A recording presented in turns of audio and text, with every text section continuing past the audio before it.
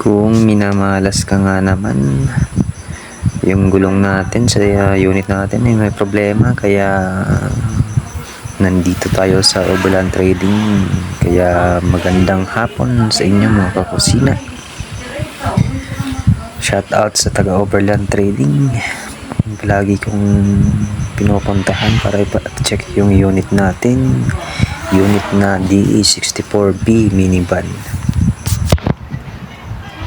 Mahigit isang taon na rin sa akin itong unit na to, kaya talagang todo ingat talaga ako, lalo na kung may sira talagang pinapaayos ko, kasi kung hindi, kung papabayaan ko lang, talagang magsasabay-sabay yung problema. Kaya kahit isang problema lang dapat solusyonan.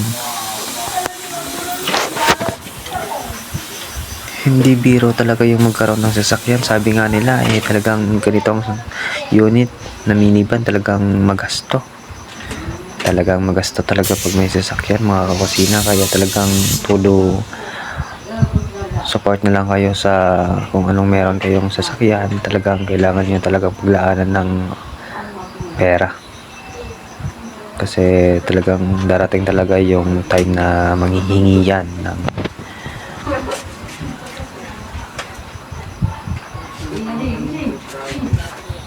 shout out nga pala sa mechanic ko ngayong araw. Shout out dito kay kuya sa pagtatanggal ng gulong. Talagang hindi talaga mano-mano, kundi talagang ginagamitan nila ng high pressure na machine, kaya napakagaling.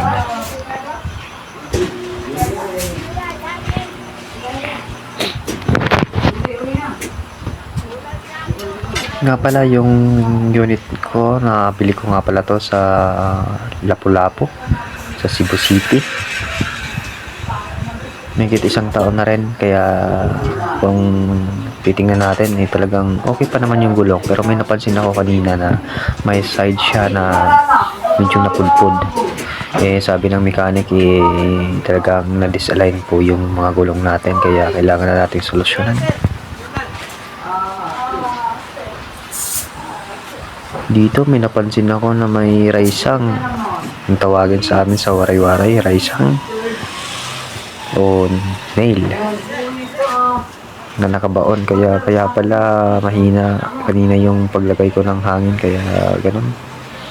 Buti na lang tinakbo ko dito agad-agad. Ito, pilit niyang kinukuha yung raisang.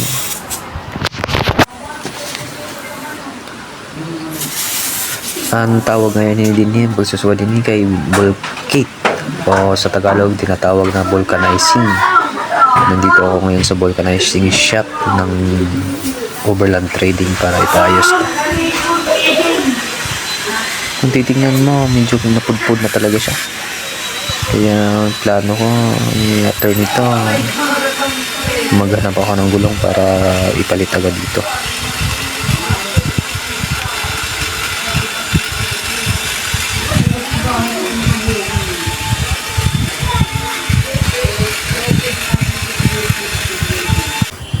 Dahil sa gusto ko talagang mapalitan agad, talagang dali-dala akong naghahanap ng gulong. Buti na lang meron silang stock dito, kaya ipapalit agad-agad natin ngayong araw o ngayong oras din mismo.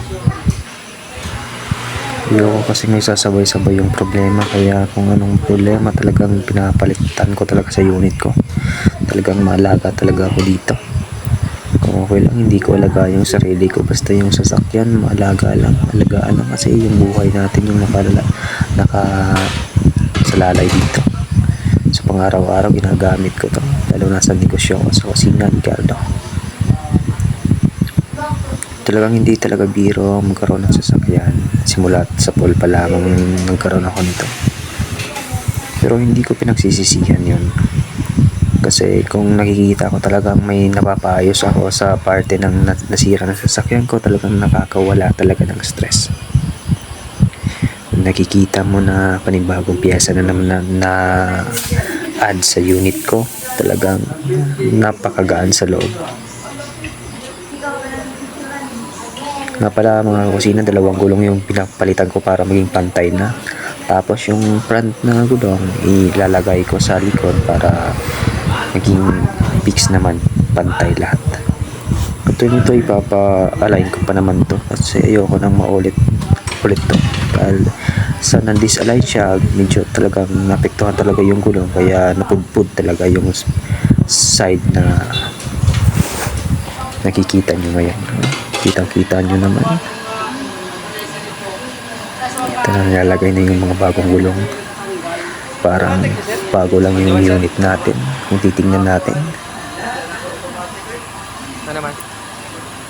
Salamat nga pala dito sa mekaniko na to, nang umasikaso at nag-entertain agad sa atin.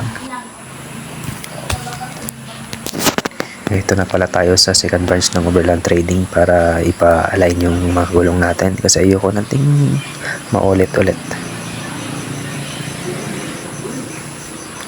Dahan-dahan ang pinapasok.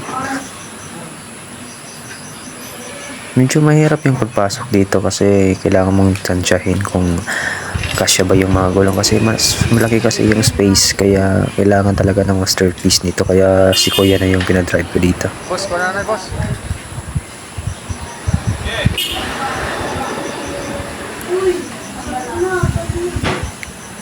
Dahan-dahan, baka malaglag.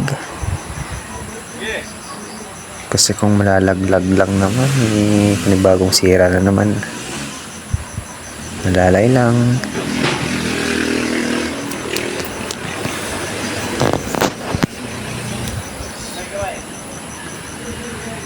Kung titingnan nyo yung unit,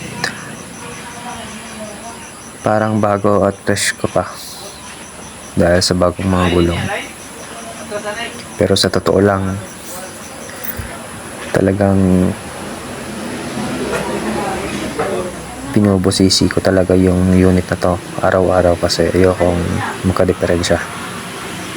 Todo alaga to kaysa sa sarili ko. Napapabayaan na nga yung love life ko nito. Napapabayaan na yung pagkatao ko. Hindi nga ako makabili ng brief kahit 2 o 3 lang. Pero pagdating dito, gusto kong kung may sira, kailangan palitan agad. Buti ko yung video. Popost ko yun eh.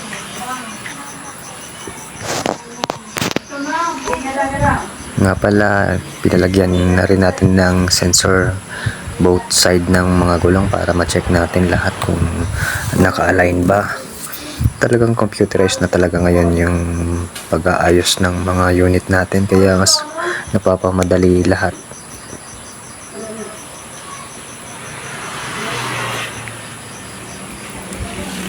Dati mano-mano lang to yung pag-align, kaya ngayon talagang napakagaling na talaga ng teknolohiya, kaya salamat talaga sa mga teknolohiya ngayon. Napapagaan lahat.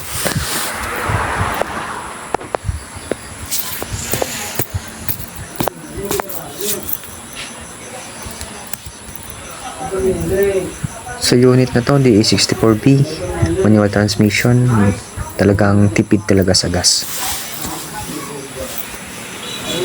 Malamig yung aircon, kasya buong pamilya mo. Dati sa mga panahon na wala pa ako nito, talagang pinangarap ko talaga magkaroon ng sasakyan. Di ko akalain na sa pag-resign ko ng trabaho sa Cebu, isa kasi akong kusinero sa Cebu, pangarap ko lang to dati. Pero nung negosyo ako, nung tinayo ko si kusina, doon nagsimula ang lahat. Titingnan nyo, talagang napakagaling talaga ng teknolohiya. Kitang kita kung anong diferensya.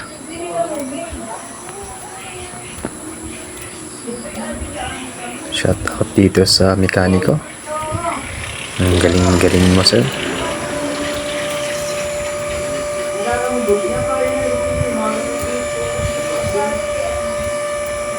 Ito na, tinataas na yung unit natin, tumataas din yung sensor at kitang kita sa monitor kung anong problema. Talagang kulang talaga, talagang na-disalign, kaya naapektuhan talaga yung mga gulong natin kanina. Kung hindi lang to na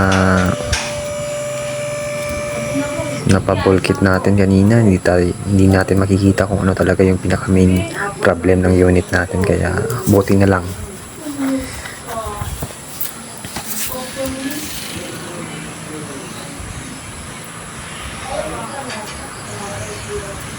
ni-adjust na ni kuya yung suspension arm,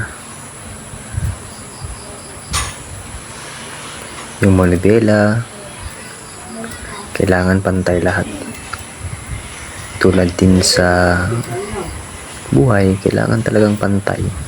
Kasi kung hindi talaga mapapantay, talagang sira yung buhay mo. Nga pala, yung talagang pinaka-main problem talaga ng unit natin, yung alignment ng mga gulong natin. Yun yung pinaka-main reason kung bakit nasira at napudpud talaga. Dapat kasi kada 5 months pinapacheck natin kung naka-align pa talaga yung mga gulong natin para hindi na maulit-ulit. At salamat dito sa mga mekaniko na nag-advise sa atin na ganitong paraan natin gawin para hindi na maulit muli. Maraming salamat sa panonood at mabuhay Pilipinas.